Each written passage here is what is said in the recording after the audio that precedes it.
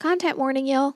We have lots of fun making this podcast, but remember, we watch a lot of R-rated films, use language that reflects that, and joke about heavy topics to create levity around these themes. If that doesn't feel safe or could be triggering, please take care of yourself. We want you to have fun listening too. This also means we might not be suitable for children. Oh yeah, and we spoil the end of all the movies we pod about. Thanks for listening.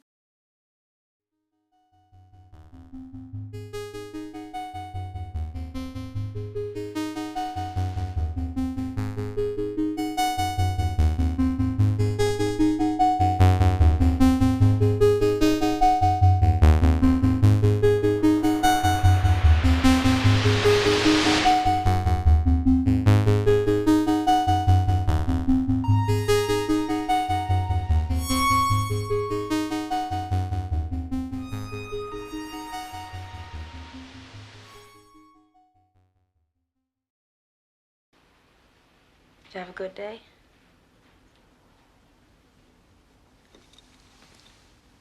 I have a racist boss. I got a small desk and a new partner. 3, a 2, a woohoo, a 1, a 2, a 3. 1, 2, 3, 4, 5, 6, 7, 8, 9, 10, 11, 12. Welcome back to the podcast. We're here today. We're talking about a movie, and I am Z, and across from me is... Flabbergasted. That's pretty good radio DJ voice, though. Keith. Good morning. All right. I like how also, like, my radio DJ voice isn't, like, I can't even think, like, I'm obviously trying to mimic, like, a cis dude on the radio. Well, yeah. Like, Who else is on the radio? That's fair. I'm Keith. That's Z. Yeah, we're doing a podcast. Here we are. We're a little off today, I think, because we got all set up. We were gonna try to podcast in a different room. We were all set up, and then maintenance knocked on our front door and said, "Hey, we're shutting off water in the whole building for the next several hours." So we moved everything into the furthest room away that we could. So hopefully it's not noisy, and we're just like, okay, well, so this is gonna We're be like, okay. I'm just like, whatever. You do you, boo.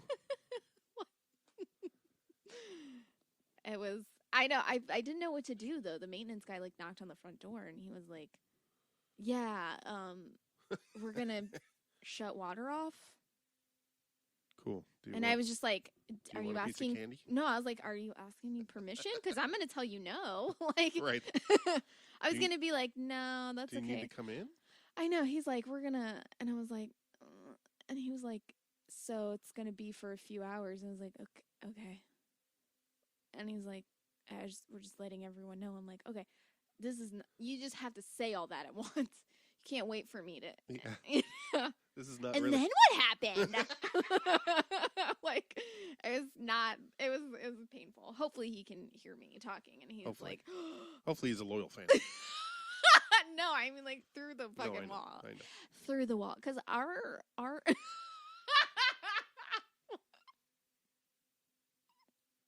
that look you do. That look of I'm an innocent baby. It's like the look of a child that has, like, marker all over its body and is still holding the Sharpie in its hand, and you say, what did you do? Nothing. Nothing. Nothing. Did you poop?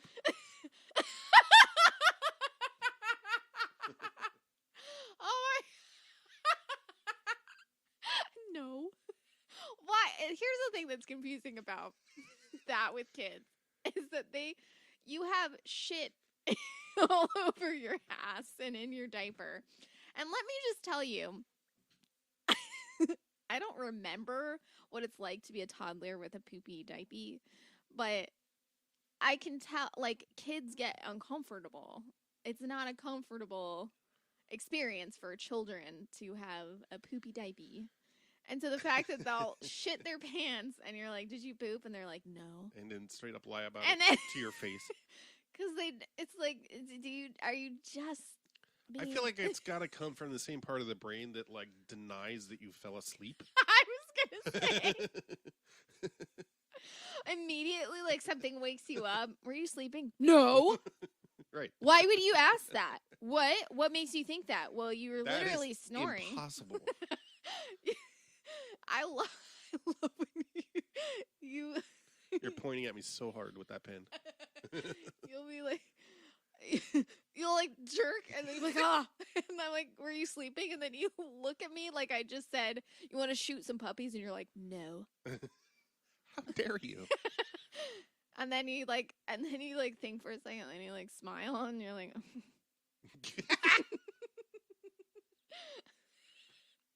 Don't be ridiculous. Anyway, today we're we're gonna be talking about the I guess I said it wrong. I don't know why I was like, oh Oh yeah, that's what we're here thanks for. for starting to say that. That reminds me. Thanks for starting my line for me. I'll take it from here. Internal Affairs, 1990.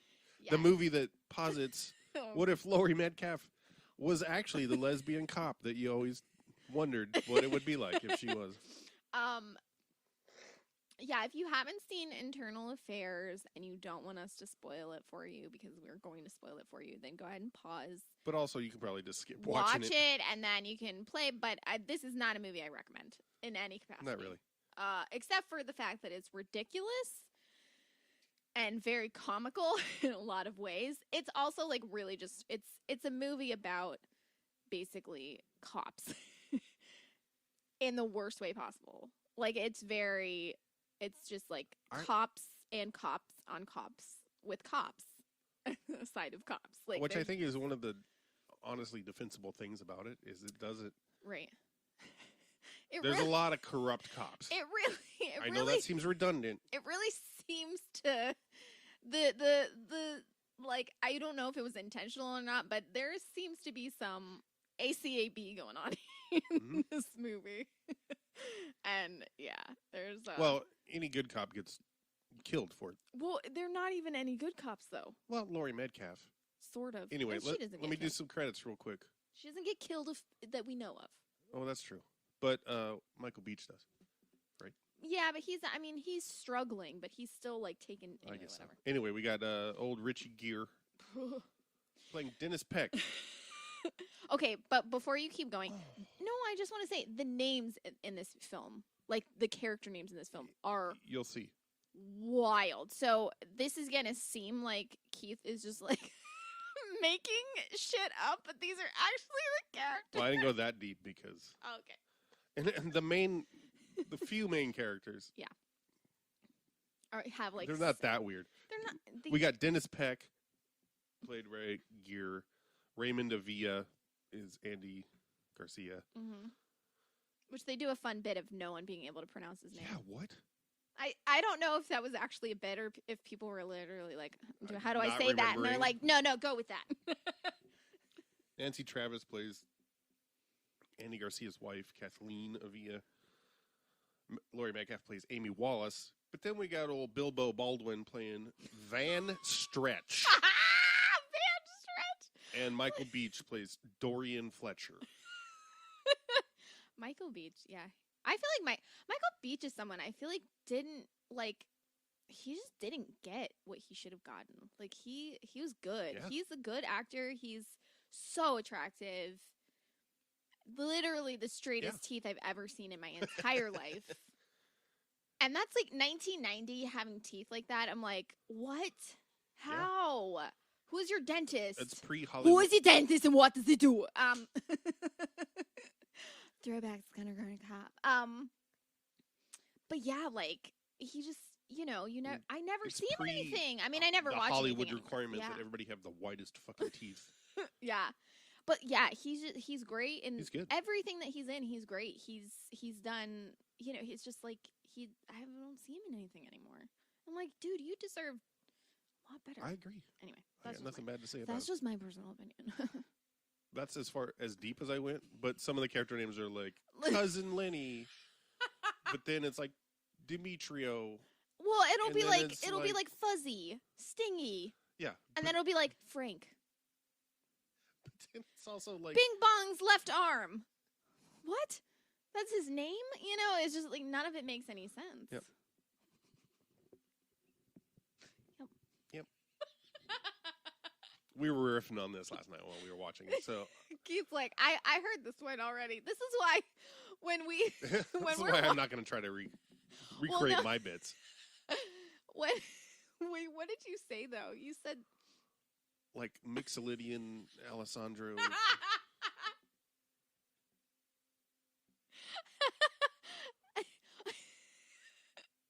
And then I whispered. Yes. Anyway, Directed by Mike Figgis. who I at some point was like, who directed this? Mark Praxis? That's right. That was good. And I said, no, that would be a character in this movie. But yeah, Mark Praxis. And I was like, I think I'm pretty close. Pretty close. It's great because Figgis is one of the primary characters on Archer, a show we watch I know. every day practically. Rewatch, and also just the first few seasons over and over. There's like 11 seasons on that show, and I'm like, well, I've seen 3 of them a lot. That's enough. The 2 biggest films that Figgis has also directed that I could find were Leaving Las Vegas, thumbs down, and Time Code, thumbs down. Oh God, Time Code. Yeah. I've never watched it, but it's a lot. I watched it and I was just like, what's happening in this? And I think Jane Triplehorn and Salma Hayek have like a lesbian love scene or something like that, which doesn't, it takes place over like an hour or something, like the movie. Uh-huh. It's like all this simultaneous. Yeah, the stuff. concept is you got a 4-up split screen. Uh-huh. Yeah. I mean, it's one of those things where it's like, it's an interesting concept. it's not an interesting concept. Well, Though, like, if you think about, like, imagine going to that. Like, that's like sensory overload. Like, go to this movie theater and see 4 simultaneous movies happen at once that are all just as boring. Yeah, right. And the only thing that's, like, interesting about the concept is that it's all happening at once, so you can't tell which is more boring, so you're slightly distracted by that. And, like, people, like, made a big deal about it, and I'm like, no, this is bad. Like, I watched it, and I was like, this is bad. I want to say, like, it's just, when I say bad, I literally mean, like, it is not interesting. And it all happens, like, the point of the movie is they all experience an earthquake at the same time, and it, like, shakes their world. But, like, the earthquake happens, and it's clearly just the camera shaking. Classic and they're all Shrek. like, oh, I now love my family that I was not in. Yeah, it's a really weird, I mean, I don't remember. I literally saw it in, like, 2001 when it first came out, but, like. Have you seen Grand Canyon? No, what's that? What is it? I have very little memory of it, except that being really annoyed with it. Is it a I feel movie? like it's a film. Okay. It's also a geological phenomenon. The Grand Canyon. Oh. But I'm talking about the film. The fictional film. It's got Steve Martin and somebody else. No, I've never seen it. Anyway, who cares? I remember at the time being like, oh, this is just like the 90s version of The Big Chill or something. Anyway, do you remember, I want to say like in the last 3 or 4 years, Woody Harrelson starred and produced in a live film that was broadcast to select theaters? Oh, God. Stuff like that. So hurts. basically a play? Yeah. Yeah. Oh, my God. No, it's like a movie, but we're shooting it like as it happens on a stage. So it's not like a play. It's like a movie. No, but we're filming it, so it's not a play. Nor is it the film of a play. Anyway, okay. Also, this was written by Henry Bean, who. Oh, I thought it was Mike. I honestly thought Mike Praxis. I know. So did I. He did everything else, like produced and. It was just like I kept seeing his name in all the credits, yeah. so I was just like, okay, so he wrote, directed, and which is always he's kind also of annoying. in this movie. He's also a background actor, or I don't know if he's background. He had a character. He was also on the soundtrack of this movie. he played the tambourine. Ouch. But Henry Bean has written Basic Instinct 2. Apologies. He had a credit for the OA.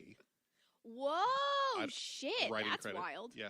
And Deep Cover, which Okay. this movie feels... I was reminded of that movie a lot. It also has Victoria Dillard, who was in Deep Cover, also Who's in Spin both. City. Yeah. And whew, she was. Oh, She's I thought great. She was so... She's unfortunately just. Oh God, yeah, she's just not. She plays a sex worker with who- no lines in this movie. and Yeah, like one line. She's just like okay or something like that, or Does says she something. even? I don't know. Yeah. Yeah, but she's like it's very weird. Like it's very like she's a plot device. Yeah. Which is always great when women are in a film starring She's as black. She's a woman. She's a sex worker and only a plot device. Weird how Hat-trick. this film in 1990 didn't do it better. Okay, I'm done with credits. Do we want to try to cover the plot real quick, or do you want to go basically, straight into okay. trivia? Well, okay, so the plot of the movie is really, I mean, Convoluted. honestly, it's just internal. I mean, the movie's called Internal Affairs, so I think you can guess. For that those unfamiliar, Internal Affairs is just investigating these cops. Like, Internal Affairs are cops who investigate cops. right? So, like, Which you know is always gonna. right. But, like, I was like, yeah, the idea that, like, the police would hold themselves accountable These are all my notes. For, the idea that a cop would hold themselves like accountable for anything, even if that's your job, like that's not. I'm like, LOL. I think as we like in 1990. I mean, I'm not saying no one knew cops were, what they are in 1990, but I don't think it was like the widespread like thing that it is now, that like a lot of people are thankfully waking up to a little bit. well, I think a lot of '70s cinema was about like bad cops. Yeah, but I think that there was like always an aspect of like, I mean, maybe I'm wrong. I don't enjoy much 70s cinema. No offense. But, like, there's always an aspect of, like, there's always a good cop to save the day. That's You fair know, enough. there's Yeah, always, like, yeah. the idea of a bad cop is always, like, oh, don't let one bad apple, make you think that the whole barrel of bad apples is also bad. But, like, so, like, in 1990, it wasn't necessarily... This probably was controversial because, like, there are no good cops in this except for Laurie Metcalf. I think Andy Garcia is supposed to be. He the is good supposed cop. to be good, but he beats his wife.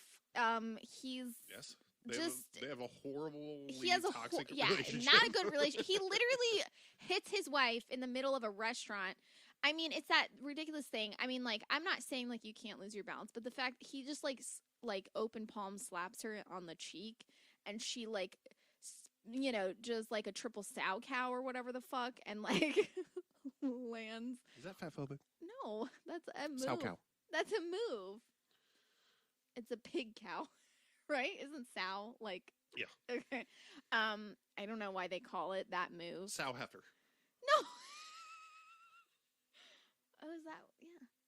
Huh. Anyway, but yeah, it Pussy was. cow. Pussy cow. Pussy cow. What pussy is the cow. fuck is happening? I got stuck on sow cow But why are you saying pussy cow? because I've no. told you about this. I Cal don't- Worthington and his dog Spot used to have these ads. This is a Southern California phenomenon. Oh, okay. So I was like, who? What? Huh. he's a used car dealer.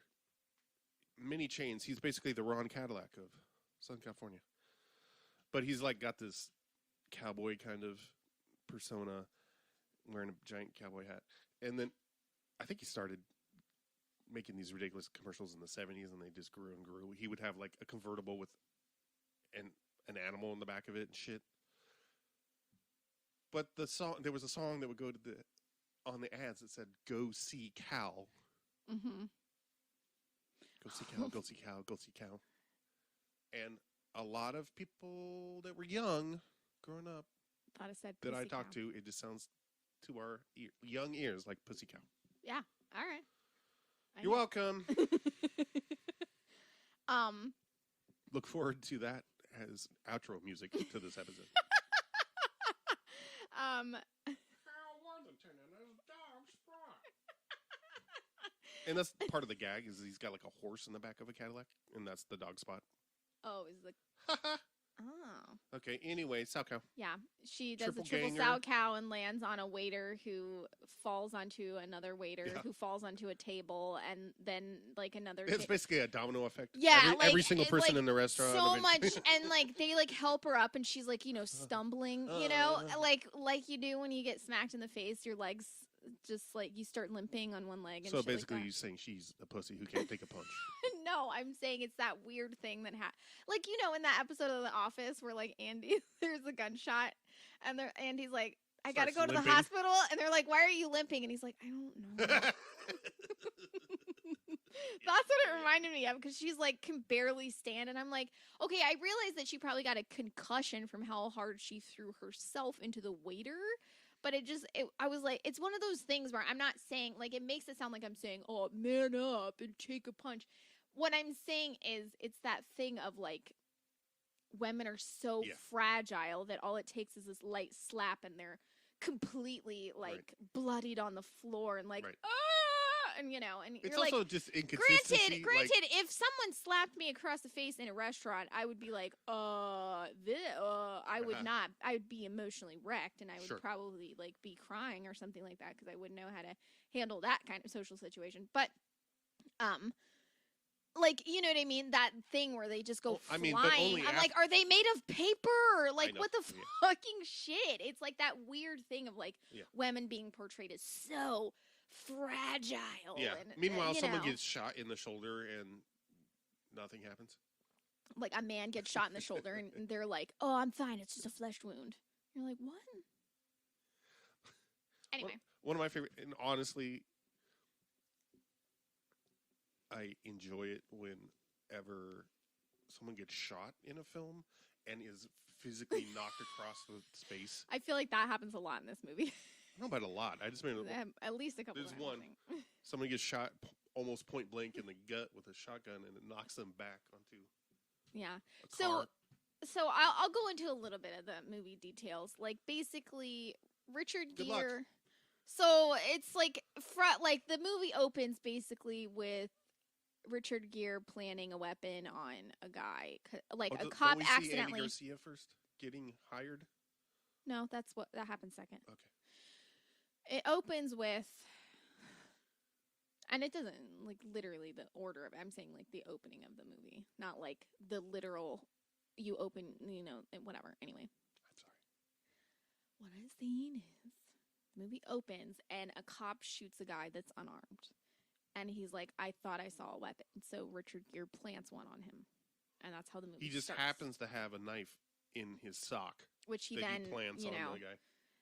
And later in the movie, he also pulls a knife out of his sock, so he just has a knife sock at all the times. Anyway, so like it's established, it's established right away that Richard Gere is dirty.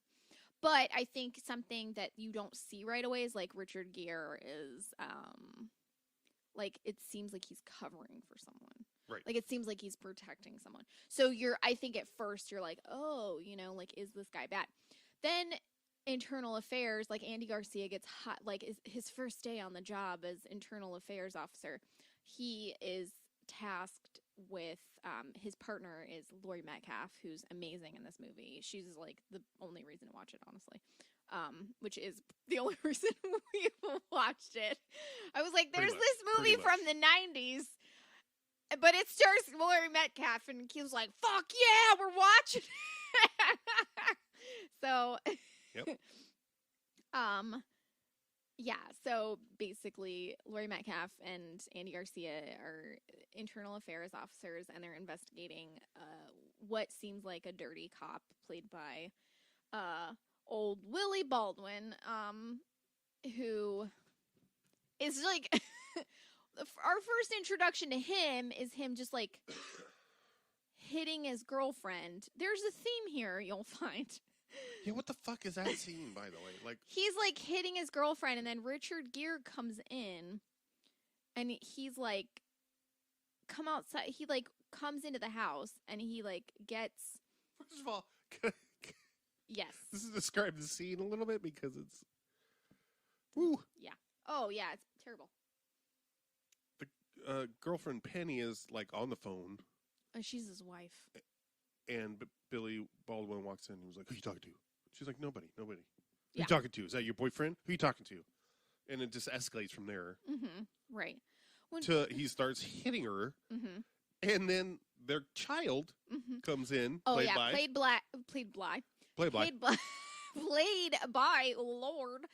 played by Elijah Wood, little tiny baby Elijah Wood, who then, just goes flying onto Willie Baldwin and just like starts trying to wail on him or whatever. I think that's the only time we see Frodo jumps on old Bilbo's back. And then Richard Gere comes in, and you see this just heap of bodies. Yeah, just like of the three of them. Yeah. And he, first of all, also the way Richard Gere talks, he's like, "Oh, whoa, hey, come on, buddy, what are you doing? Hey, big guy, let's get some air." And then he takes him outside, and then he just starts slapping the shit out of him over and over and over, and then old Willie Baldwin starts crying, and I'm like, I wonder if that wasn't scripted, because I swear to God, if someone like was just, because he's just like hitting him over and over and over again, and then he just starts crying, and I'm like, that's accurate. Like if someone just like, started slapping the shit out of me, I'd probably start crying. I'd be like, oh my God. But man, she's on somebody else's route. I smell it on it, Dennis.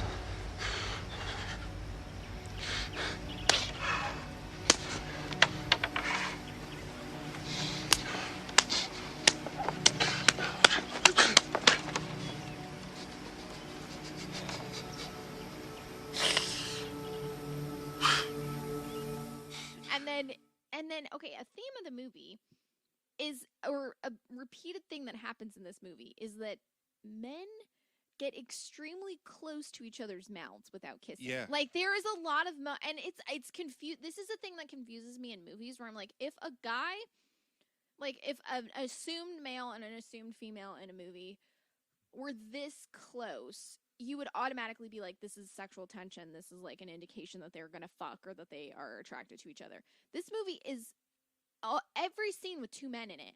Their mouths are so close. You're like, oh. And it's not it's one of so the more confusing. interesting things about the movie, honestly. Like the dynamics but like the Richard Gere, male like, physical contact. after he slaps him and then old Billiam starts He keeps saying old. Billiam starts crying like crazy.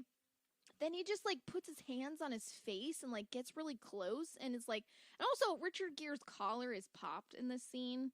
Yeah, he comes in wearing a polo He's shirt. He's wearing a tucked in polo shirt with Into a popped jeans. collar, and he's just like slapping the shit, and you're like, what the fuck? Also, I just have to say that like Richard Gere's character in this movie, Plexus or whoever, Pork, whatever his name is. His name is Gregory Peck. Gregory Peck. I 100% believed you. I was like, Gregory Peck. That's right. Mm-hmm. You got it. I'm not good with names. I'm terrible with names. No, this is what I said. I mean, this is why we started on the character name bit when we were watching it. I was like, I had to pause the movie. I'm like, I don't remember anyone's name. So, and there's a lot of like. This is the thing. There's the scene. It was the scene where they're going over everything. Yeah, Billy Baldwin is talking to Metcalf, and he's like, "Well, I just talked to old Rodman, who works down at the Galleria with Fletcher Peck. Turns out his boss, Dorian Lannister, invested in Hillary Swank's multi-million-dollar Galleria insurance. What? Only it was like 1,000 times faster, and Yes. it wasn't. You weren't able to follow it. Like what you just said, someone would be like, "Oh no, I follow." It was not followable. At 5 o'clock, I got a call from the watch commander at Northridge. A guy named Judson. He says that Dennis Peck had a beef with a young vice officer by the name of Dorian Fletcher. He works for Rudy Moore, who's an ex-con. And he got the job through Rudy Moore's paid consultant. Dennis Peck. It's very good. This was a thing in this movie where like there was so many like it starts out as and I couldn't tell if they were trying to do this on purpose to like throw you off. So it starts off Richard Gere planning a weapon on a dead guy. Then Internal Affairs is like, we're investigating a cop. That cop happens to be someone we haven't seen yet, which is William Baldwin. And you're like, oh, that's who you're investigating? Okay. And then I thought we saw him. I mean, you see him, but I didn't know he was a cop. Like, you don't see that he's a cop. You just see that Richard Gere goes in there. So I just thought he was, like, Richard Gere's brother. And I'm like, oh, is it that thing where, like, Richard Gere's the guy who's, like, trying to, like, help his family. And he's, like, just, like, that. Like, it was very confusing. Like, I couldn't tell if Richard Gere was, like, supposed to be a good guy or a bad guy yet. Right. Like, it wasn't very, so, and when I say supposed to be a good guy or a bad guy, what I mean is like in the world of this film, right. You know, ACAB baby. But That's why we only watch cop movies.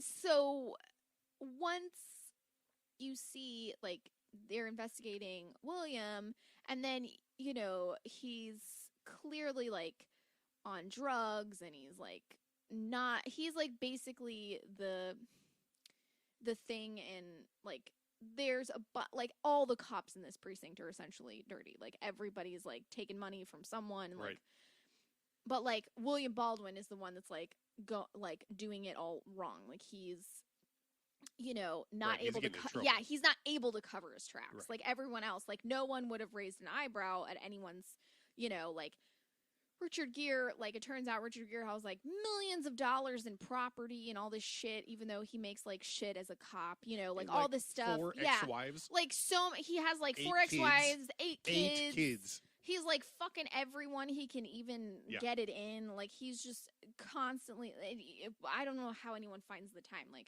whatever. Seriously. Extroverts be crazy. But. Extroverts be fucking, am I right? But, like.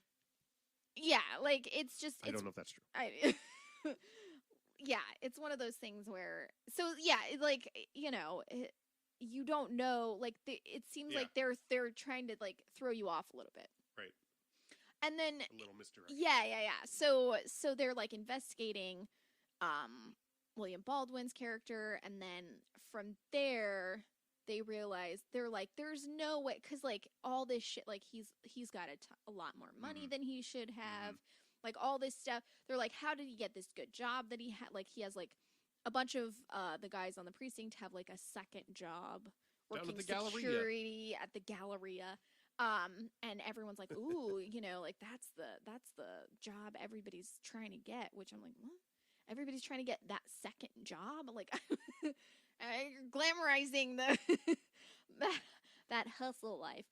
I'm like, what? So, you know, like, there's no way he's the mastermind of all this. They're like, there's so much going on, there has to be someone else. Right. So from there, they figure out it's likely Richard Gere. Because it all, like, everybody, you know, is like, oh, I got this job because of Richard Gere. Oh, this happened because of Richard Gere. Like, they're all, like, able to, like, basically pinpoint that Richard Gere has, like, made everyone's life easier. LOL. But, yeah, like, I feel like, and then from there, they start investigating. But that's, like, probably, like, 30 to 45 minutes into the movie. So they do a lot of things between, and where you're just like, what? And then they try to nail Richard Gere by going through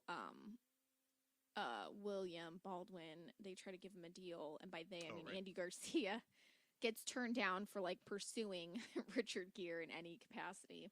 Because he's such a good cop. Yeah, right. They're like, maybe he does a few shady things every now and then, but that doesn't make a cop bad, and which I think is kind of a good example of how it actually, because he's not only not a good cop, he's literally like like killing people for money and shit like that. Like he'll like there's nothing he won't do. Like he literally just like kills people. He doesn't give a shit about anything. He is like he has like He don't give a F about nothing. it was so yeah.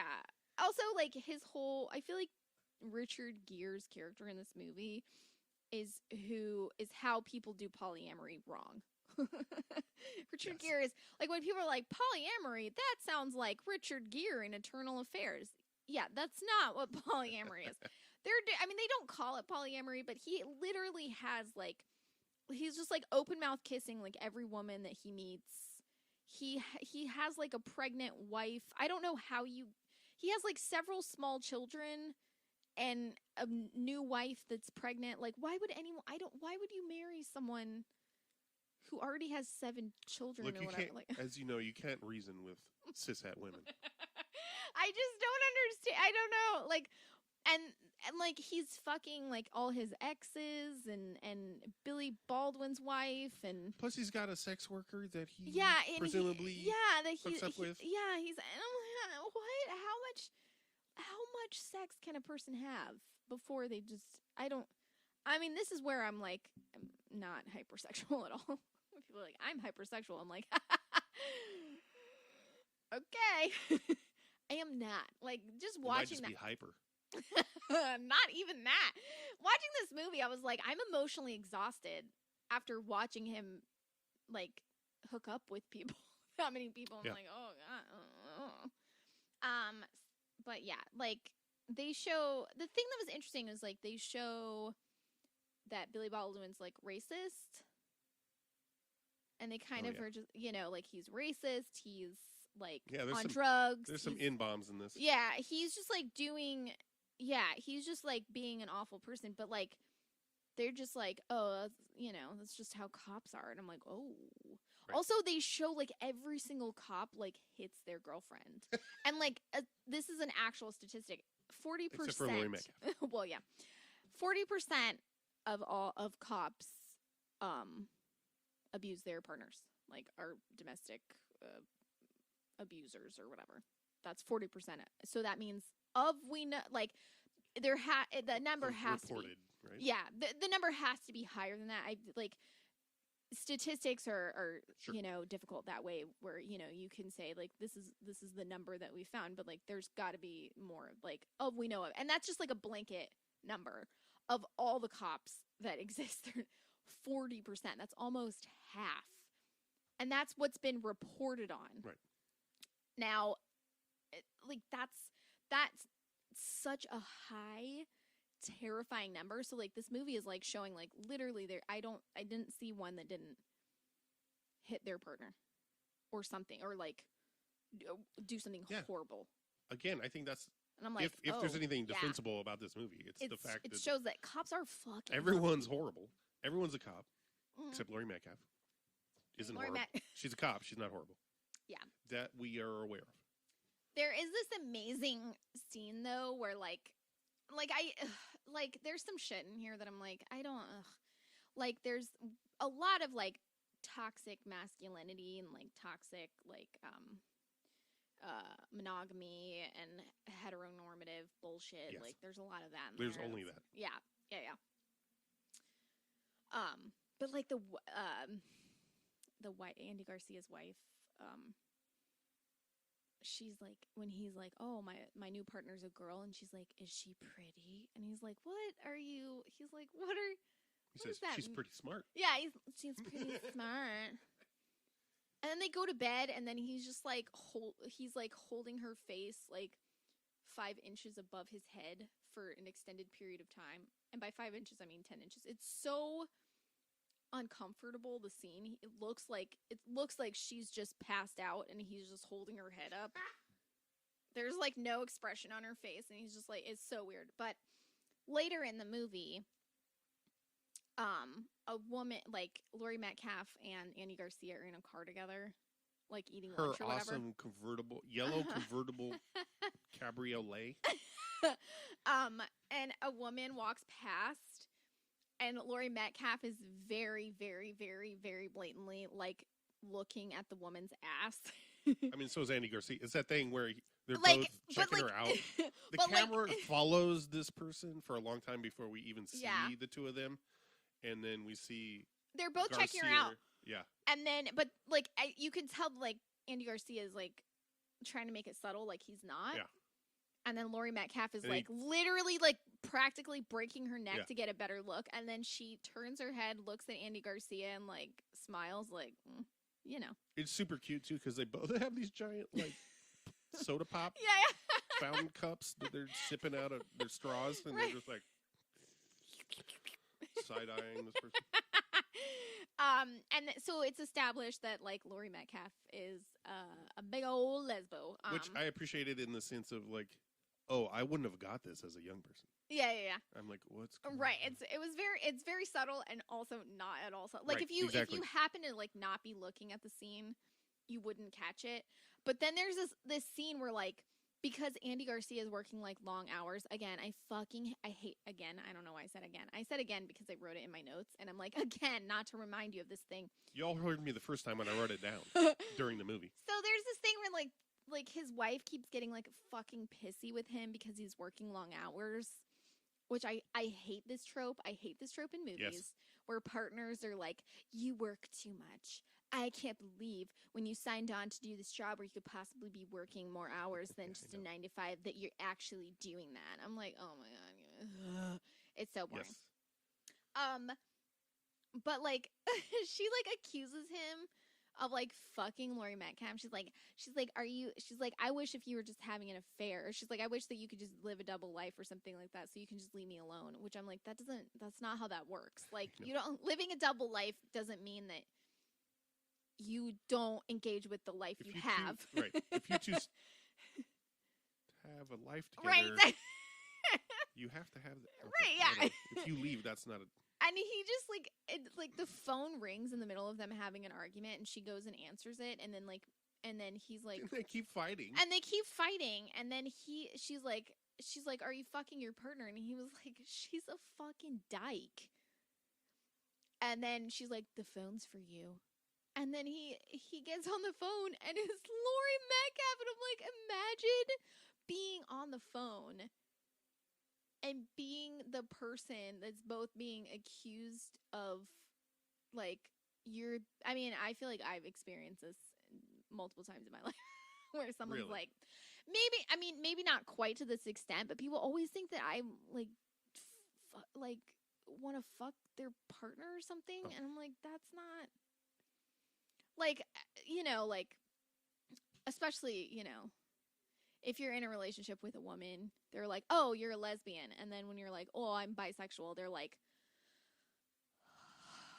well, my man is my man. And you're like, whoa, ew. I mean, good, because yuck, but also, what the fuck? What? And Good like, 'cause yuck. it's like, I'm glad he's taken because I don't want to fend that off, like, I don't have to worry about that now. But like, yeah, it's like this weird thing where like people make that assumption that you're like, or that you're, or like even if they think you're a lesbian, they're like, oh, I could see how you'd make the exception for my boyfriend. I'm like, oh, I don't. Oh, anyway. But like being on the phone for that, like I know you're fucking your partner. She's a dyke. You get to be accused of being a mistress and outed. Over the phone, and then you have to be like, hey, William Baldwin just got killed. Right. I was a little disappointed that she didn't refer to anything. I know. I wanted her, but they did seem to be closer after that. She's like, good, you did get the hint when I was checking out that woman. There's also like weird, like there's so much shit in this that like didn't make fucking sense. Yes. Like they're investigating William Baldwin, and they go to see his wife, who we had just seen him like smack Are they around. actually married though? Yes. Is that important either? It's not important, but Oh, yes. You're right because of Yeah, the scene. and they also refer to her as being his wife multiple times. So that's why that's neither here nor there. So like they go to see her. She has a black eye. And they're like, how did you get that? And she was like, he hits me. And they're like, okay. sometimes- Yeah, nothing. Yeah, and she's no like, follow-up and they're on just that. like, cool. They're like, so would you say that your marriage has any issues? And she's like, no. I'm like, that. what? They're Perfectly like, normal. does he have any problems or anything? And she's like, no. What would make you think he has problems? I'm like, you have. Is he under any unusual Right. stress? They're like, all these questions. I'm like, he hits his wife. Yeah, but only when he's drunk. I'm like, what? And then they're like, Yeah, how's your marriage? the She's morality- like, fine. Why are you asking me these The personal ethics and morality questions? of all this is very Because at confusing. first I was like, oh, okay. She just full on was like, yeah, he hit me. Yeah, that's just, I'm just letting you know. But then it's just like, wow, it's really rude that you're like asking me if like I'm okay emotionally. Pfft, fuck off. I'm like, what? What? And I'm not saying like people wouldn't have a reaction or something like that. That's not what I mean. I just mean like the scene direction, the way it went, like how it just like I know. they're like it's Every internal interview is like that, too. affairs. Every interview they do is like that. Investigating your dirty cop husband, and you're like, I'm sorry, why are you asking me questions about him? Like, what? Well, because it turns out she's benefiting from the whole racket. Because everyone is. And she's fucking Richard Gere. Oh, God. Ugh. Also, they try to set up this dynamic from the get-go that, like, I mean, when you see Garcia getting, like, onboarded or whatever, getting the talk from the department head about, like, here are the internal affairs. Yeah. You know, the beat cops appreciate us because we keep them honest and we keep their reputation pristine. So and as soon as he meets Metcalf, she's like, whatever he told you is bullshit. Cops hate us. They think we're just climbers. She's like, because we are. Right. She's like, we are, but Not we wrong, don't get. but- She was like, we don't get anything. Like, she's like, they think we're just trying to get a promotion, and we all are. We don't get the promotion. Right. So she was like, she's like, if they're nice to you, they're only nice to you because they're scared. Right. And I was like, what? Which I like that they set up that dynamic, but it only gets But also, no one is nice to them. right. But it's. Oh, but I do. I kind of wish it had been played upon more. Yeah. But I do like the line where they're asking about like their boss is like asking them how the investigation is going or something, or like what they think of William Baldwin, and Laurie Metcalf is like, yeah, we think he's dirty because of this and this and this. And she's like, plus he was rude to me, and he's like, nail his ass to the wall. It was sweet. I love that. I love that. Okay, and I have to confess, I never understood what the racket was. Where is all this money coming from that Richard Gere is funneling to all his ex-wives? Well, I think there's like a scene with Xander Berkeley where he's getting given money, and I think there's something. I mean, I think the implication is just that I don't know if they ever actually tell you where he's getting money. Or like how he's getting money, but I think the implication is just like he's a dirty cop and he is accepting, like he's not just getting money from one place, like because he has the meeting with Xander Berkeley where he gets like who I guess is like the guy that owns the Galleria where they all work, and he hands him an envelope of money, and then he has a meeting with another guy, and the guy's like, I'm hiring you to kill my parents, and so. But he's only getting what, 20,000 or some shit? No, he offered him 15,000, and he's like, "Are you fucking kidding me?" So I don't know if we know what amount he's getting. Simultaneously, he's feeling up the guy's wife. I think you mean table. Fingering. Yeah, that was an uncomfortable. Played by something Burowitz. I can't remember what her name is, but something about that club scene that I appreciated. And by appreciated, I mean LOL. They're like sitting at like some like nice. It's like a club, but it's like not like a dance club. It's like jazz or something like that. And they have like they're in there and they're drinking their martinis and sitting at a table and and I can't remember what her first name is, but I wrote down Burowitz, so I know that. I'll get it. I want to say it's like Catherine. Like, yeah, Catherine Burowitz. I think you're right. Kathleen or something.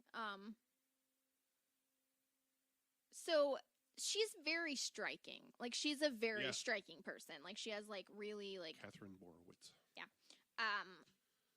She has like really like she seems like really really tall. Yeah. Like very tall, very like like one of those, like, you know, I don't know. Also, One of those. Her aesthetic and her character's aesthetic in this scene is that like her skin is very pale and she's got very dark hair and like dark eyebrows. Yeah, and just like she looks very severe. Red lips, you know. But the everyone is just like lit normally, but her lighting, it was just on her eyes, and I'm like, oh, very nice of the club to have normal lighting on every seat except that one. Is she driving a car? Right. Like, is that the rearview mirror? It was so weird. I was like, what? And like, even like sitting next to Richard Gere, I was like, how are they doing it to where her eyes are lit up, but his face is not like he doesn't have any special lighting. Then there's that unfortunate reverse shot where you're seeing her husband. So Richard Gere and her are sitting next to each other. Hence the fingering. Yeah. And then across from the table is her husband. Right, and there's a shot that's behind Richard Gere and Burowitz. Yeah. And they're too close to the camera, and they're out of focus. So you just and see basically they're in and out of frame, and it's very unflattering to both of them. They're in and out of frame, and they're never in focus at all. So there's no reason for that. Like it would only make sense if they focus on them at any point. They don't focus on them because they're too close to the camera, I think, to focus on. Yes. And constantly she's like turning towards Richard Gere, and she's a very thin person. And like, I'm not like trying to body shame or anything like that, but it's just like very much looks like her chin is her chin is just melded into her neck because of the direction of it. Yes, and I'm like, there's no, and like she's like eating an olive, and just like. Oh yeah, I think that's supposed to be like seductive. She's and like it does not.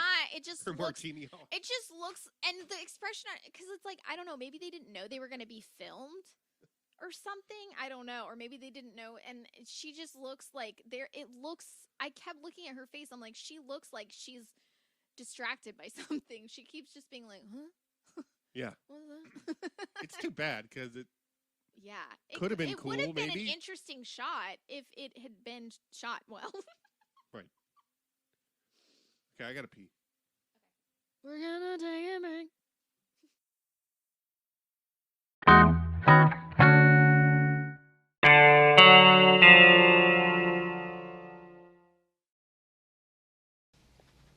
All those friends you have on the force, you don't have them anymore. You want to do trivia? I'm gonna go right into some. So, tales of amazing. Some movies honestly are disappointing with the IMDb trivia because they just have like boring facts. I should come up with a transition. I should come up with a theme for IMDb trivia. IMDb trivia. Today's edition, we're gonna go with a few of my favorites. You know what? We're not gonna just do two. One of them, and no shade. I feel like this one is gonna sound like shade. I'm not throwing shade. Oliver Thies played a police officer in this great independent film with Andy Garcia and Richard Gere. I read that and I was like, who the hell is Oliver Thies? And I guess he's like a stunt guy, and like he acts as well, but most of his acting is like, you know, bit parts and stuff. So I'm like, did Oliver Thies write this bit of trivia to let everyone know he was in this movie? This is the runner-up for my favorite bit of trivia about this film. This is the IMDb trivia for the film Internal Affairs. Okay. Richard Gere turned down an opportunity to star in Die Hard as John McClane, which went to Bruce Willis, whom he later worked with in The Jackal. You know, that specific to Internal Affairs trivia. Okay, so this one, this is, I'm just going to go into it. Yeah. Please brace yourself. Richard Dean Anderson, Alec Baldwin, Tom Berenger, Jeff Bridges, Pierce Brosnan, Kevin Costner, Willem Dafoe, Robert De Niro, Michael Douglas, Harrison Ford, Mel Gibson, Jeff Goldblum, Ed Harris, William Hurt, Don Johnson, Tommy Lee Jones, Michael Keaton, Nick Nolte, Al Pacino, Christopher Reeve, Kurt Russell, Arnold Schwarzenegger, Danny DeVito. Ron Silver, Sylvester Stallone, John Travolta, and Bruce Willis were considered for and turned down the role of Dennis Peck. That many names went before Richard Gere, first of all. Second of all, that many names. I feel like Arnold Schwarzenegger said no. Also, I thought this during so in the end scene. Ron Silver. Um I hope he didn't get the part just because he looked too much like Andy Garcia and William Bolt.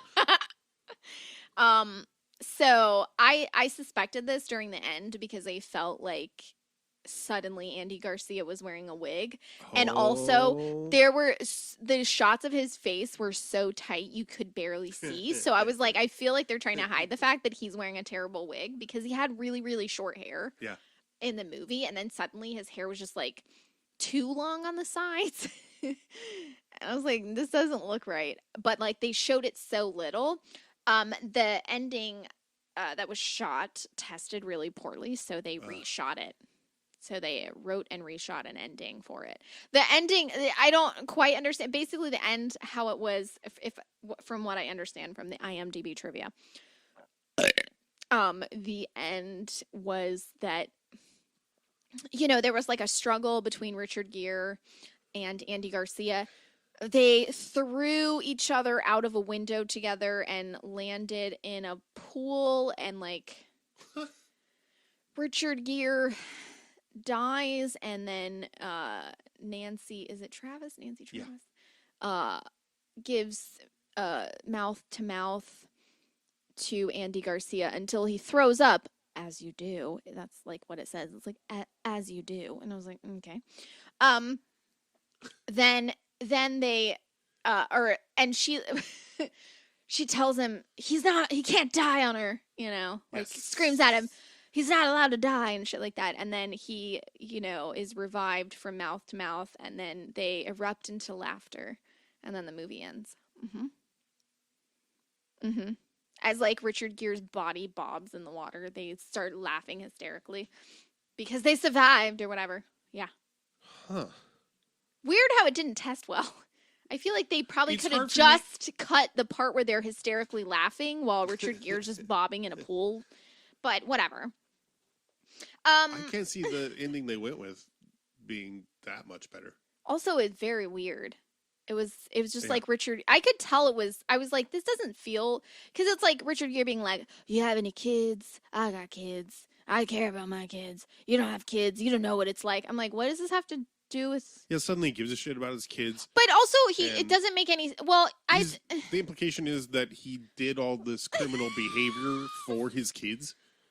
It's the kids. Who's your papa? What does he do? So two things I want to mention. So the first time we see Andy Garcia's wife, she's at an art show. Yes. And I was like, she like runs a gallery or some shit. I was Who like, knows? the art show was just basically like a bunch of TV monitors with like nude people swimming. Yes.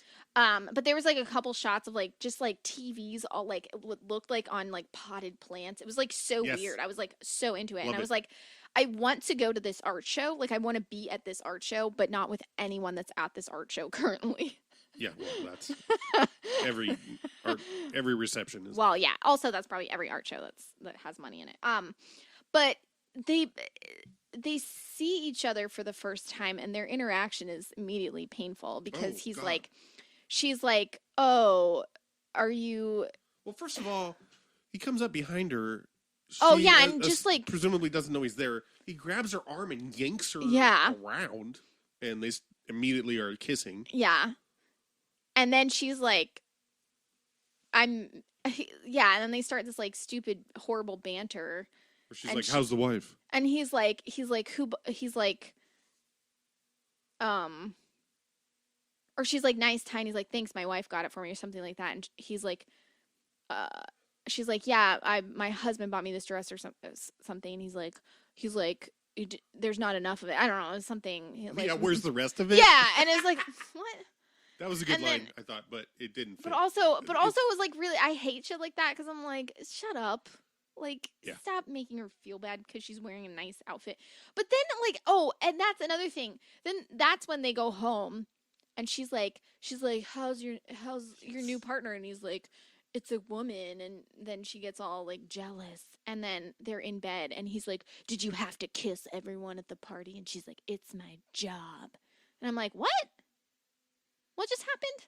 You kissed everyone? Unknown. What? It's very confusing. And like, the implication is that she's cheated on him Right because no. Oh. Because Richard Gere is like, your wife ever fool around on you? And he doesn't say anything. He's like, yeah, it doesn't feel good, does it? And so like I'm like, so she has, but like William Baldwin's wife is like cheating on him, and like you are like under like because Richard Gere says that you're under the impression that he's been cheated on, and I'm like, so all women are bad. It was very like there was like a very strange underlying like, and also like, so Andy Garcia is, I think it's supposed to be presented that he's like going too hard Sexually. LOL. That he's going like, but I mean like that he's getting like, He's too attached. yeah, or He's something. getting obsessed. Right. He's obsessing. Also, can we talk about the whole? I mean, by talk about, I just want to point out the fact that, like, early on, is it that he knows Billy Baldwin Yes, from the Academy? yes, Is that what it is? yes. Yes. And they're like hugging, and again, real close in the face, not kissing though. But also, the first time he meets Gear, there's this like Weird. Yeah, he's like, oh hey, you. And I also, one of my 3 notes that I wrote down is Andy Garcia, if he wants to, his gaze is like piercing. Oh yeah. He's just like, Yeah.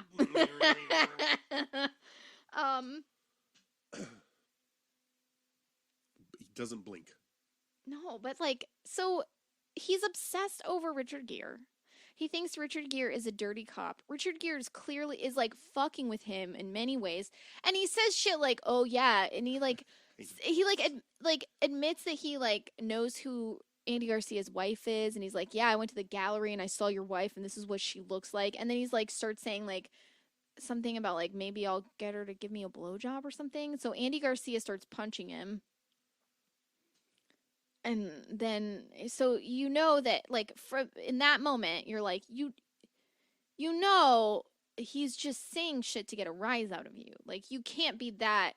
And you think foolish. And then, but like Andy Garcia, I thought that this was going to be like right, a way to get the case dismissed or thrown out right, or right, get right. him pulled No, it off doesn't of even. it. Yeah. It does not come into play other than Andy Garcia goes further down this spiral rabbit of hole.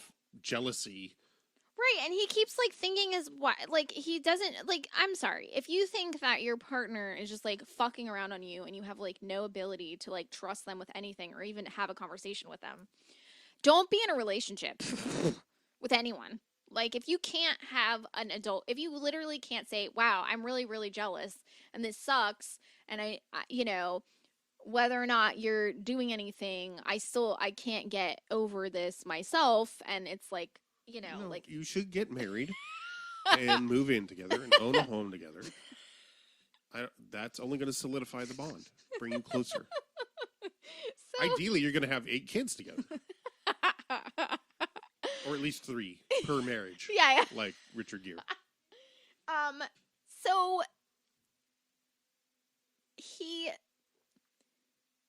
like following Richard Gere, and Richard Gere is having like lunch with Andy Garcia's wife, and like all Andy Garcia can see is that they're in the same restaurant together. She looks very uncomfortable the whole time though. Yeah. She seems like she's like not there. She's never seen Also, Richard. did you notice? I feel like maybe I'm wrong about this. So tell me, because we get 2 perspectives of this. Right. You get Andy Garcia's watching them through the window. Right. And you get an internal shot of them at the table. Right. But if I remember right, you only hear what Gere says from the internal shot. No? No, I think she says a couple things. Okay. But like but it's almost all every like time okay you see the or external something. shot, she's speaking. Oh, Well, you I don't didn't see hear that. it. I didn't see. Really? I didn't notice that. I didn't notice her speaking at like much at all. Like if Yeah. she says anything, she's just like okay, or she's just like Well, I feel like okay. But I don't remember her speaking from Andy Garcia's perspective. Oh, okay. But I mean, maybe she says something, but it's not like a lot. I mean, you don't hear it when it's no. exterior. But I'm saying like I feel like when it was the exterior, she was like, "What?" She says like, "What should I say?" or something like that. Or Oh, I yeah. don't know. She says something. But anyway, Because Gear is like, it's Gear- better for everybody if you don't tell him about. well, no. So what happens is like, Gear is presenting that the situation is reversed. That Andy Garcia is involved in something sketchy. He's the one that's under investigation.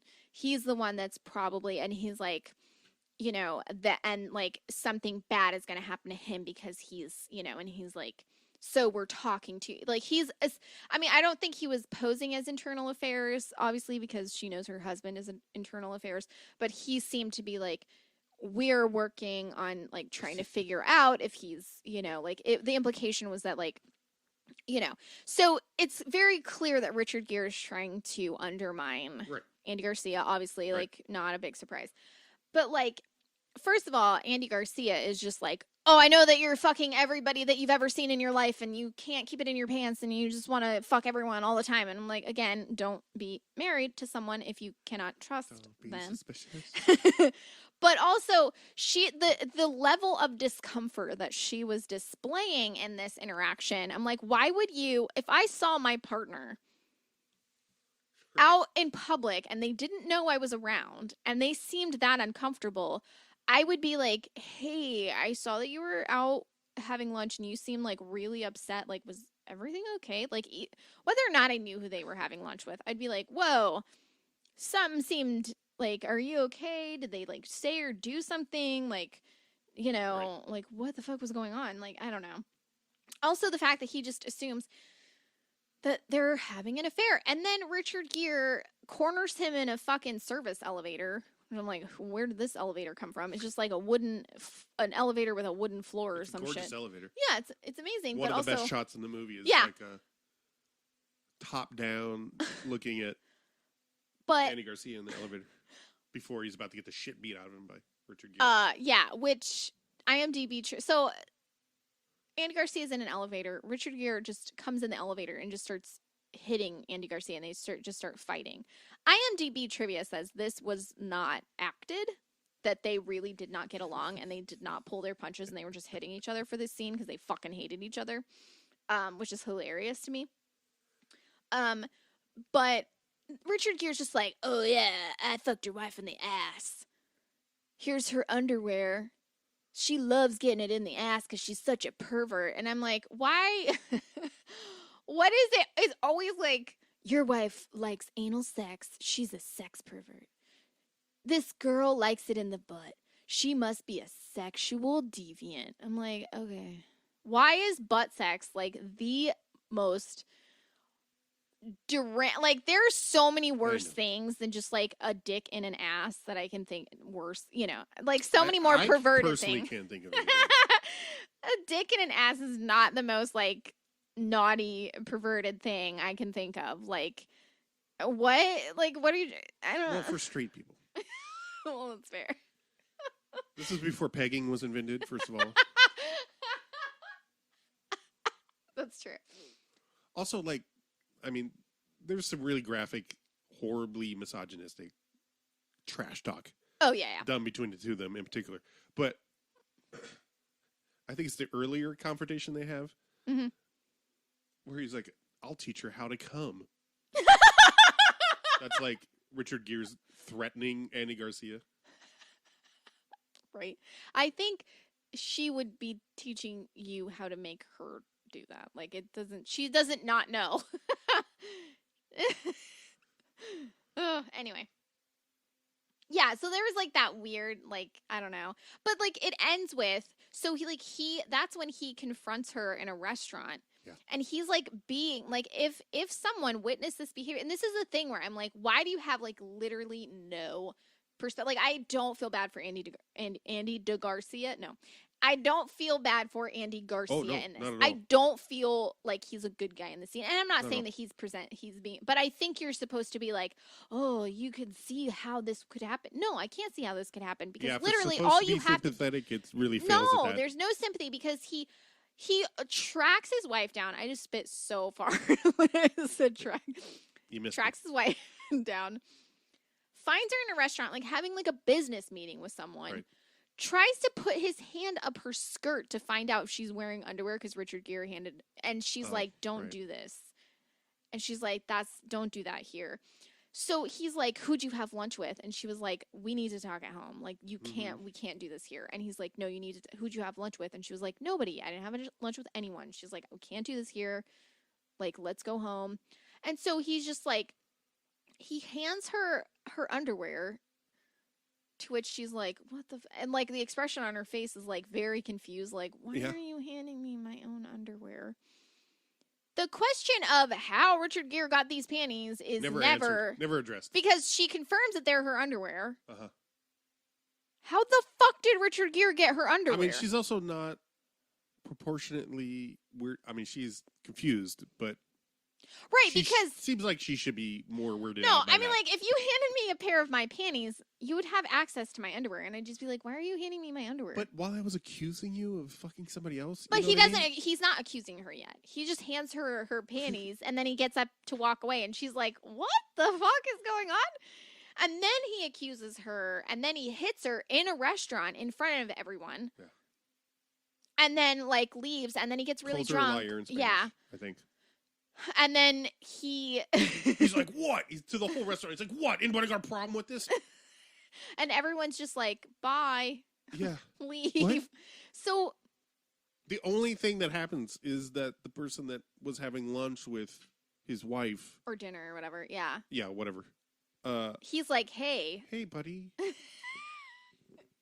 That's before he hits her, though. He doesn't like. He's just like being really weird with her, and so the guy that she's had, I think he's Even like worse. He's like, "Let's sit down and let's talk." He's like, "This isn't going to be whatever's going on isn't going to be solved the way you're trying." I feel like I think he's like. I mean, I'm not saying like offering someone that's in that state alcohol is the best option, but I think he's trying to calm him down. He's like, "Hey, this isn't. Nothing's gonna get solved this way.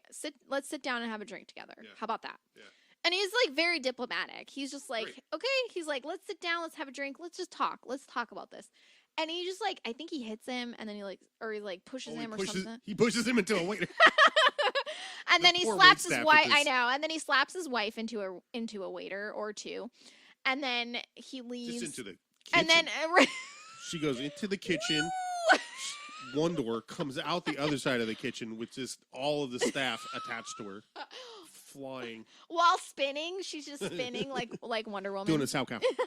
triple sow cow. So then, he like goes to his cousin's bar and gets. Oh yeah. He like literally is just like chugging an entire bottle of like tequila I'm Tequila, I presume? assuming, because racism. Yeah. You know. Exactly.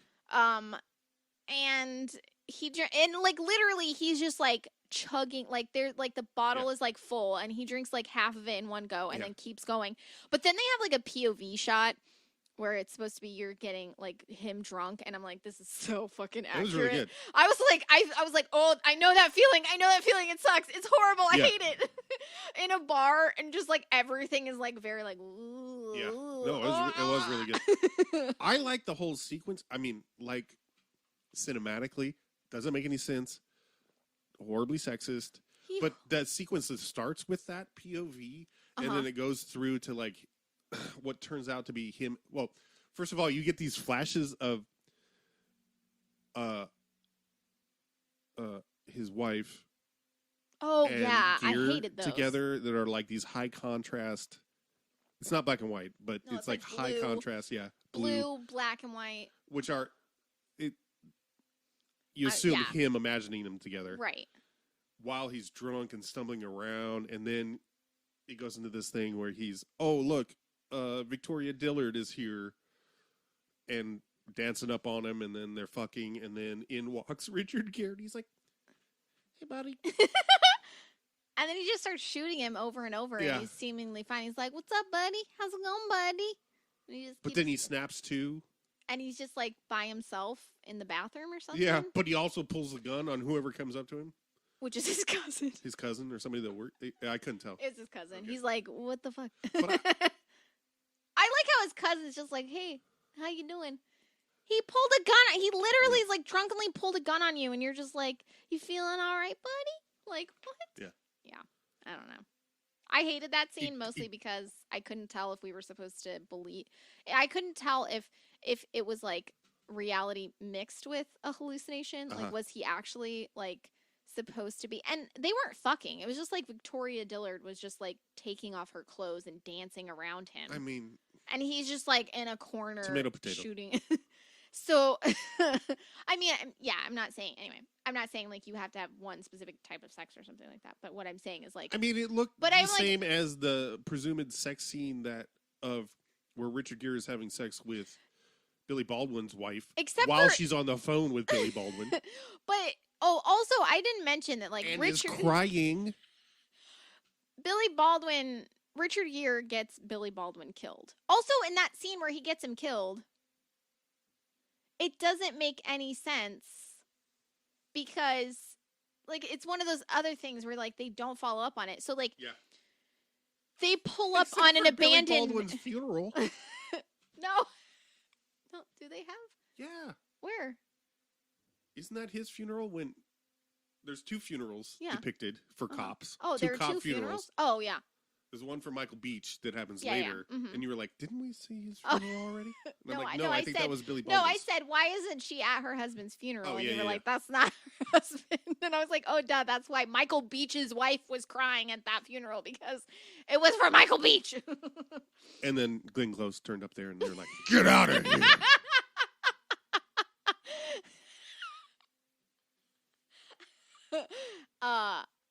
But okay, so when yeah. when William, so this is how Richard Gere gets William Baldwin killed. They pull up on a van that seems abandoned. Richard Gere is like, they're police partners, by the way. Oh yeah. I didn't say that, but like, who gives a shit? Because this movie doesn't make any sense. So That's fair. That doesn't. But they're out on patrol or whatever. Yeah. So William Baldwin, they get out of the car and they're like shining their turned off flashlights on this car. Shining. Unshining. Whoa. And at the Overlook and like Hotel. it's like I was like, I know that William Baldwin's about to die, like, but all Yeah, it's pretty obvious. Like Richard Gere's not at all subtly like ducking out of the way. Right. Well, and I feel like there's Billy Baldwin gives him a couple looks where he's like, "Are you gonna do anything?" And he's just like, "Oh, I'm just." I guess hide. I'll go ahead and. So he opens. Richard Gere, doesn't he open the side door No. for him and then like? No. He just ducks behind. Like he hasn't even opened the door yet, and Richard Gere is literally hiding, and he's just like looking, and he just like ducks out of the way even farther, and I'm like, what? So William Baldwin opens the back of this van. It's a side door, I believe. No, it's not. Oh, maybe it is. Whatever. Who cares? But it didn't make sense because he tries one side and then he tries the other. That's why I thought it was the back of the van. Oh, see, I thought he tried the front door, the passenger door, and then he did the sliding door on the side. It's maybe. It's a little minivan. Yeah. That makes a difference. Two things. Doesn't matter. And I don't know why I'm stuck on this. I think it's GMC or Chevrolet. It's like the first generation of minivans. Anyway, okay. So he opens. Sliding doors were new. Before, like vans and van conversions, you had those double doors on the side that you had. It's like what's on the back. But interesting. So anyway, so he opens the door and immediately gets shot in the gut with a shotgun and just goes flying through the air and lands on his own cop car, slides off, and then falls on the ground. And then some guy walks out and what? I love this part because the guy who shoots Baldwin steps out of the van, just like dumps the empty shells or whatever, and then puts one hand in a pocket. The other hand, by the way, is Throwing up a peace sign. Ironically.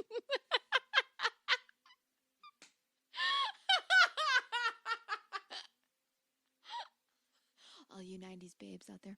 I literally You did. threw up. Deuces. But then Gear shoots that guy in the head. Well, I was getting that. So he gets out into, like, he's, like, checking to make sure the guy's dead. I don't know why he's doing it, not Richard Gere. And Richard Gere shoots that guy. And then when he goes to call it in. Yeah. William William Baldwin is still alive. And he's just like, oh, shit. But it turns out someone else was in the van and speeds off. And then we never hear or see from that person again. That person literally could just, like, have Richard Gere's ass handed to him, and we just, like, never find out who that is. I mean, Except maybe that we do. We know from that point forward that Gere knows that he's made, and his time is limited. Like, yeah, but then he, like, strangles. Okay, here's the thing that I have about this. Okay, William Baldwin gets shot in the gut. He's just bleeding out. He's shot in the stomach. Like, there's with a shotgun. There's like it at most 3 feet away. Yeah, he's not gonna make it. Like, end of story. But he's alive. So Richard Gere strangles him. It takes him, like, literally 5 seconds to strangle him. So that lets you know that he was already dying, because it takes much longer than that to strangle someone. So he would have just died. You could have just held him. You could have just held him like a man, but you had to make it. Or shot him. Again. But then his prints would have been on the gun, and that bullet would have, yeah, whatever. I mean, presumably the same shotgun is lying around. Well, yeah, but then his prints would be on it. Yeah, whatever. So, yeah, I mean, it's a whole thing. But anyway, it just doesn't make sense. Strangulation also, is going to... the way he strangles him is, like, the most hilarious attempt, because it's a fucking half Nelson. He's putting him in a sleeper right, hold. That. also, he is just adjusting it every not even full second. He's literally just moving his arm around a bunch. And William Baldwin's just like, hey, what you doing, guy? What you doing, buddy?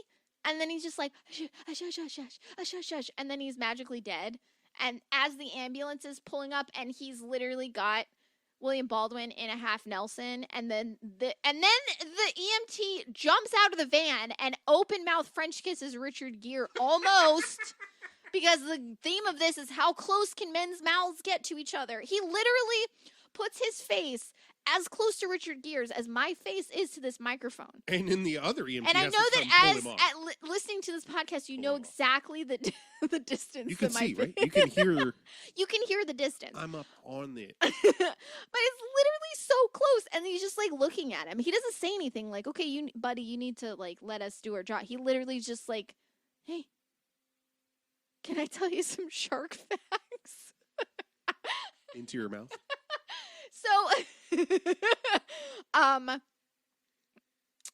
But back to, like, wait, I think you mean ocean facts, no?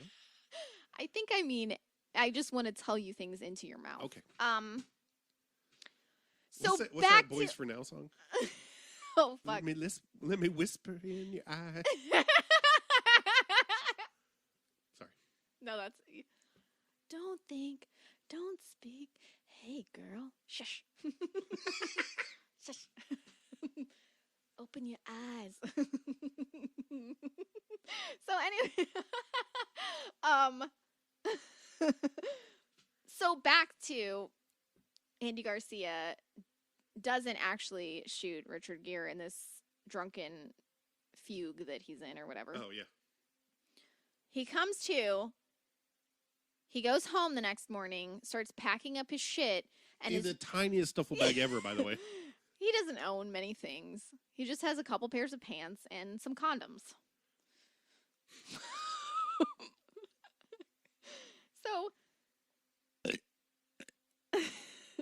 So Nancy Travis, of course, is just like, what the fuck? Like, you're just leaving? Yeah. And then she's like, why did you hand me my underwear in the restaurant?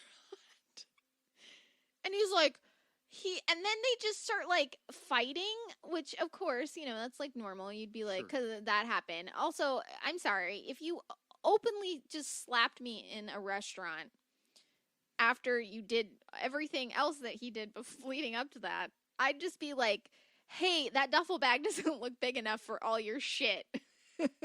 Also, I packed your stuff up. It's outside of the front door. Fuck you. Bye. Anyway.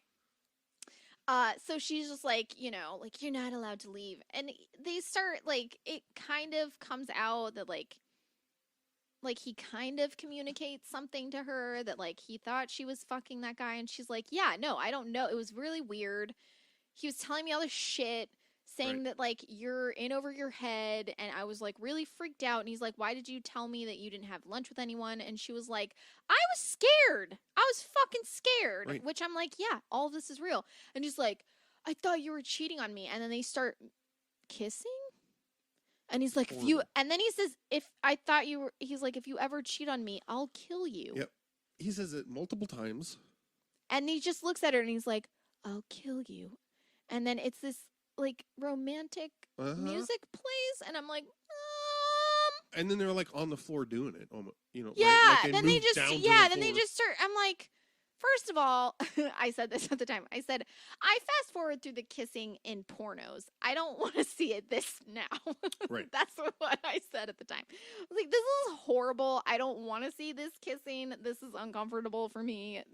And I don't even like watching it in porn. I don't want to see it now. Like, it was so gross. And then Laurie Metcalf gets shot. Oh, fuck. The best scene in the movie, though. So the guy that hires Richard Gere. Oh my god! I'm so sorry. There's this. It's about the movie, not you. No, I know. I'm saying I'm sorry for this podcast. Is what I'm saying. So the guy that hires Richard Gere to kill his parents for what he was like $15,000. Who would ever hire? Anyway, whatever. Well, in 1990. In 1990, For that was double like homicide, that was like $45,000. Right. That was probably really loud. I was like, so anyway, Richard Gere like goes to that guy's house. Oh no, that guy comes home and Richard Gere's fucking his wife. And then he like catches it. Yeah, it's like, and it's like, so that sex scene was horrible because it's just that thing. This is a thing that movies do, and I'm very confused by it, where I think they're trying to simulate like rough sex maybe, where it's like very thrusty, but it just literally looks like someone's getting the Heimlich. There's nothing interesting or sexual about it. It looks like he's giving that guy's wife the Heimlich. The guy walks in on Richard Gere giving his wife the Heimlich. And he's just like, oh my fucking God. Like, and he was like, I could kill you. And then Richard Gere's like, okay, do it. And he hands him a gun. He's like, she's a fucking slut. She's a whore. She's no good. She wants you dead. You should kill her. And the guy's name is Steven. She's just standing there like, what the fuck? And Richard Gere's like, kill her, Steven. Kill her. And then you hear a gunshot goes off. You see the wife, like, very surprised. And then Richard Gere goes, Steven, that's my foot. He shot Richard Gere instead. I mean, just in the foot, but it was beautiful. But then it was so good because it was hilarious. Because it's this horrible scene where like, and because like honestly, there's like so much misogyny in this. It was like really gross. Like it was uncomfortable. I was really uncomfortable like leading up to that moment because Richard Gere's like, you know, like saying all these really gross things about her. He's like, she's a fucking whore. She's like, she's no good. Like all this stuff. And I was like, oh God, I hate hearing. I was literally like, I really don't want to hear any more of this. Right. And then he shoots her, and I was like, literally like, God, why? Why are we doing this? And then it was Richard Gere that got shot. I was like, oh, wow, this is fucking hilarious. Also, it cuts like almost immediately after it. That's my foot. And then it's just like Andy Garcia like, and Laurie Metcalf just like driving in a car together. But anyway, they come in because like they get a tip to check this guy out from one of Richard Gere's 17 wives. I did not understand. I did not understand the premise for what this setup is. So I'm assuming they're trying to do a sting, right? Well, no. So the premise for that is, so at the beginning, that guy calls and makes sure that Richard and Annabella Scora or whatever, Sciorra, says, don't forget that, like, this guy called to make sure that you remember the meeting tonight. And she writes it down. All right. Cheese slice in the face. Yeah, I was describing how they got to. So, Annabella Scorio, whatever. I don't know how to say her name. I never will know how, unless I probably look it up. Yeah. Don't do that. She took down a note at the beginning of the movie when Richard Gere's and like having breakfast with his 12 children, William Baldwin, his ex-wife, and then Annabella Scorio. His current wife. Fine, you can take the easy route. Sciorra is how I would say. Oh, Sciorra? Okay. Sciorra. Yeah, I know how it's spelled, but saying it, my brain is like, I always want to call her Scioria, which it's not. So I'm like, Scioria, what? Anyway, that's a little aside. Mixolydian Sciarrentini. Mr. Fabrizi. So, anyway, so she takes down a note that Richard Gere has a meeting. She actually physically writes it down. Rookie mistake. Right. Richard Gere has the meeting with the guy. The guy asks Richard Gere to kill his parents. Richard Gere kills his parents. Right. The news reports on it. Annabella Scoria is cutting up an apple weird and is watching the news. She hears the names. She hears the names of the people that they found dead. She looks back through the notes. She sees that. Then she, I think after like Billy Baldwin's wife comes and says like they know everything. They're gonna pin him. Like, we don't have much time. Like, this isn't going well.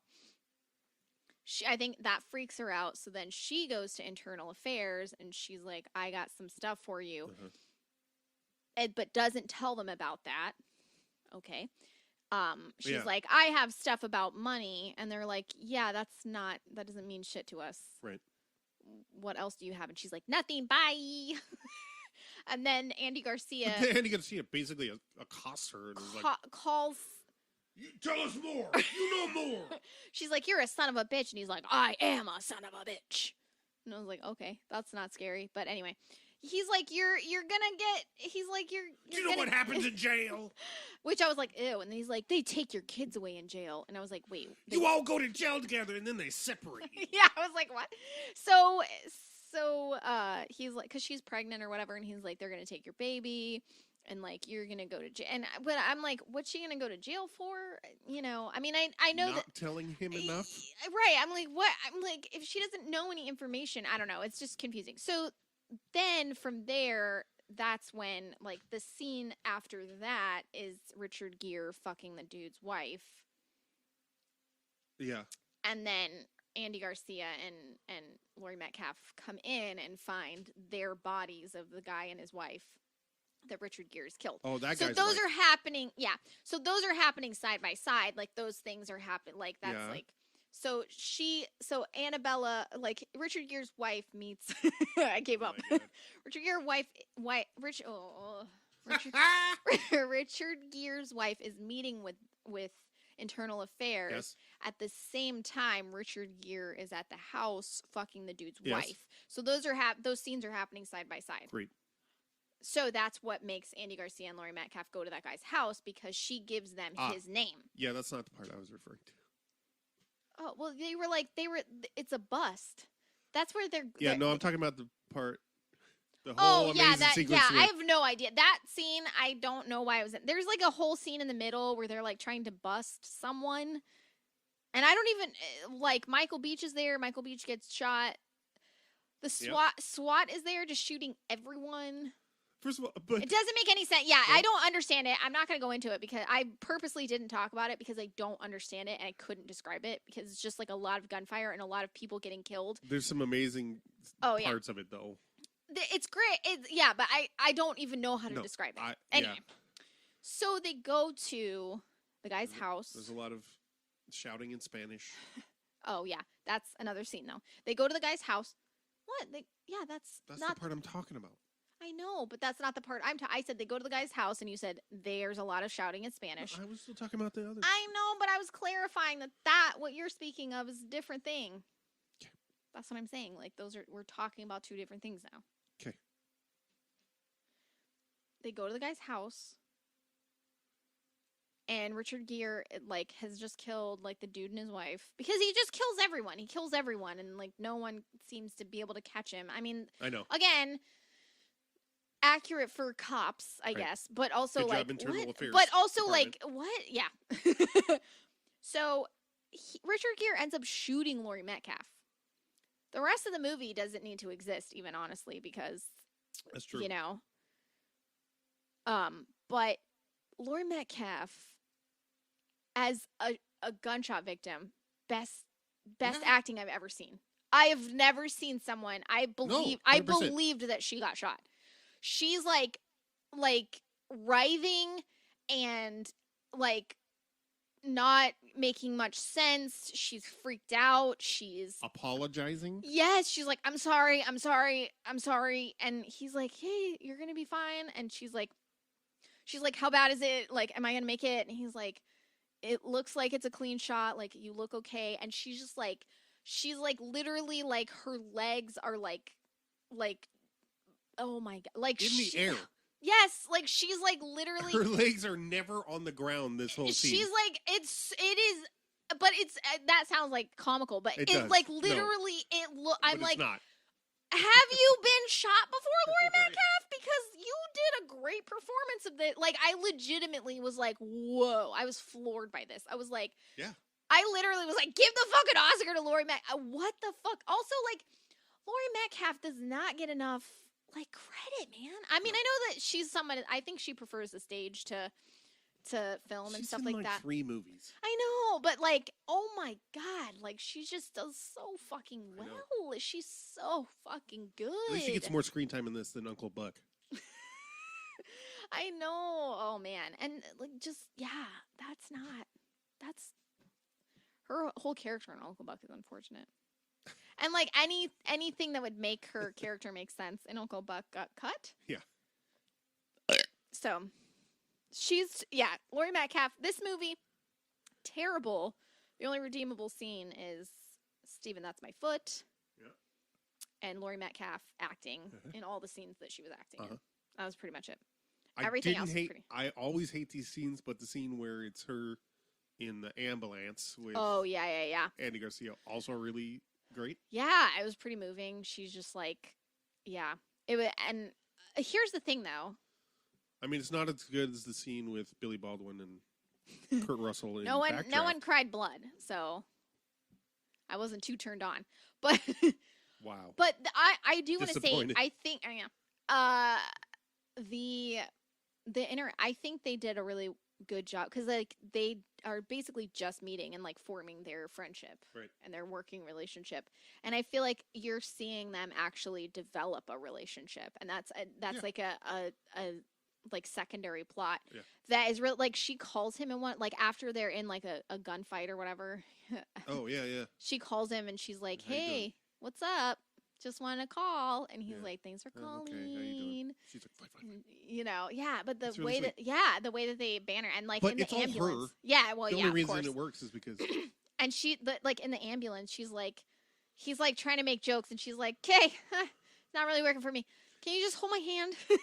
It's so sweet. Breaks your heart, but it's so fucking good. But then it ends where she's in the she's in the operating room.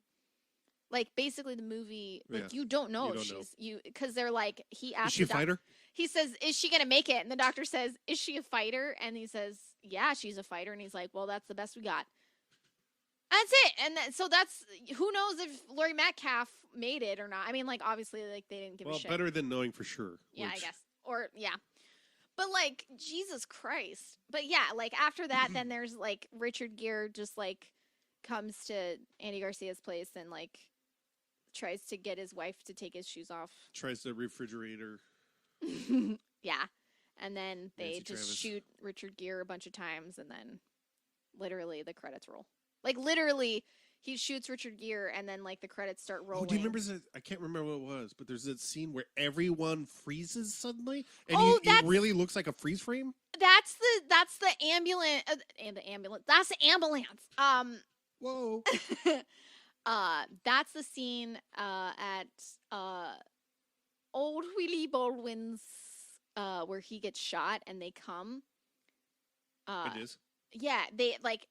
It's when the cops show up. Though, when right? Andy Garcia shows up, yeah.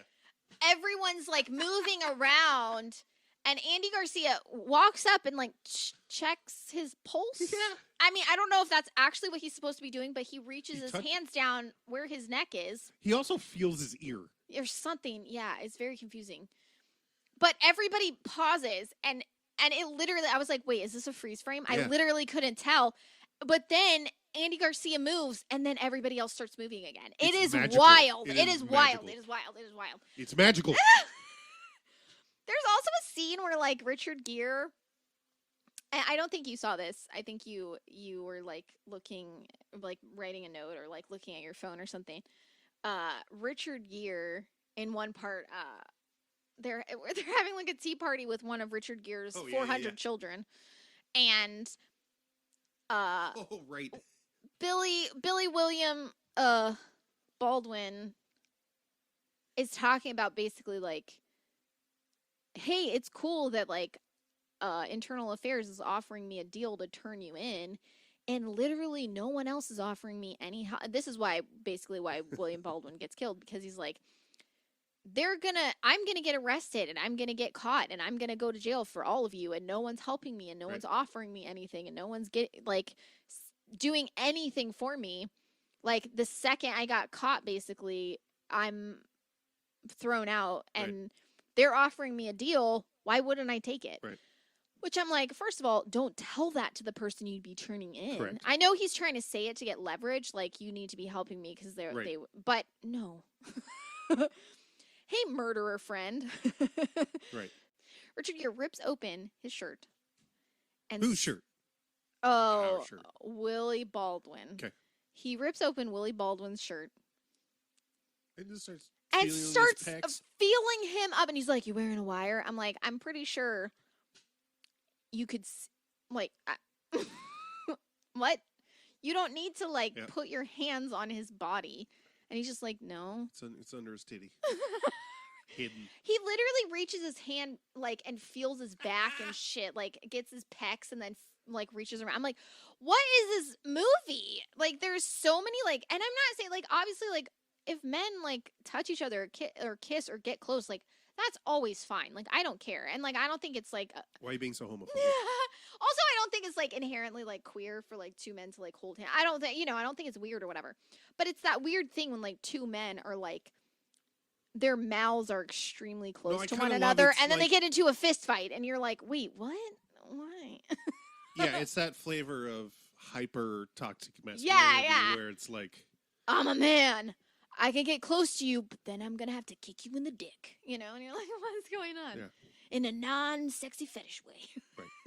It's that thing of I'm hugging you and I'm going to shoot you in the stomach. Yeah. It's like everybody's kind of punished. No, but it's like they're not.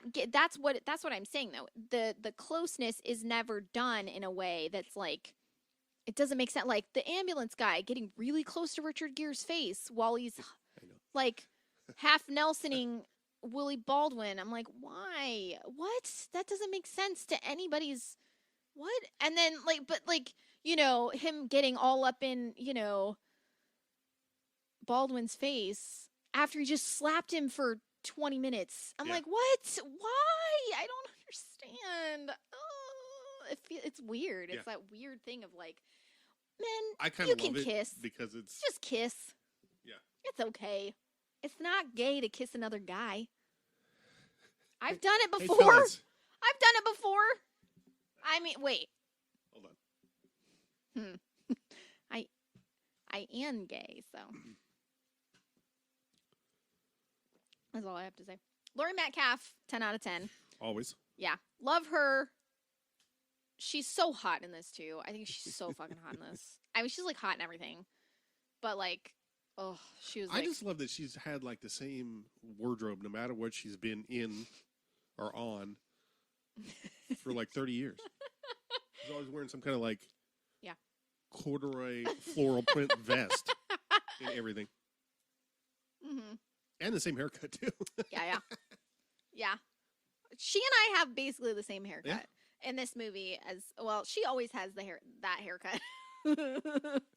But yeah, she's gorgeous in this movie. Amazing in this movie. The movie itself is terrible. Yeah. I mean, like you said, like the fact that it does show like cops as being like absolutely irredeemable, horrible people, and you don't really see an example of a good cop because they're all just like, no, we cover our asses, we cover our own, like we take care of our own, but like no one's relatable. Everyone's just either shot or awful, and I'm like, oh yeah, that's being a cop.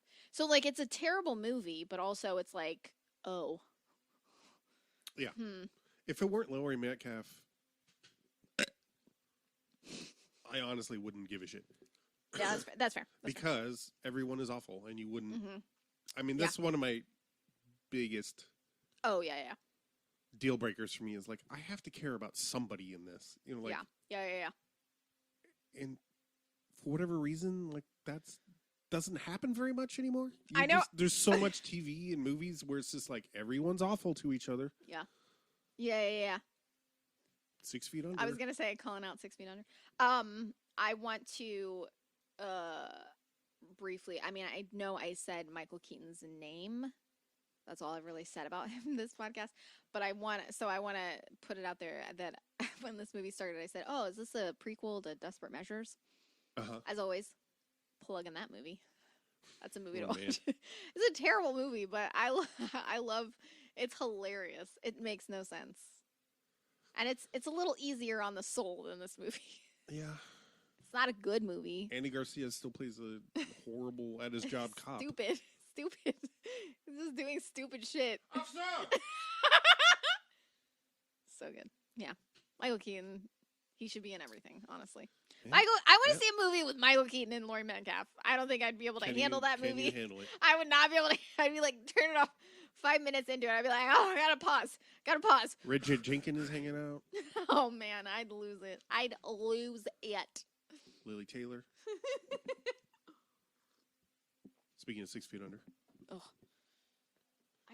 It's just that show. People are like, it's so good. And I'm like, I don't like it. They're like, okay, but did you catch it from start to finish? I'm like, no, I didn't like it.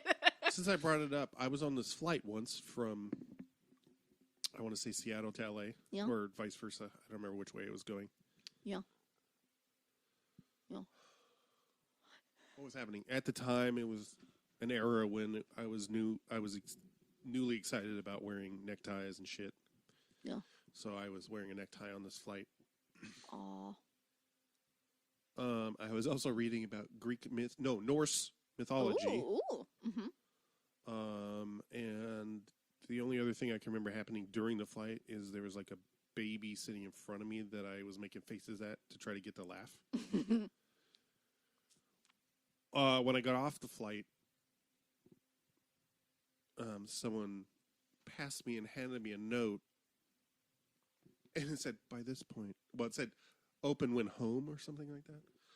So you opened it immediately. I opened it almost immediately. And it said, by this point, I love everything about you.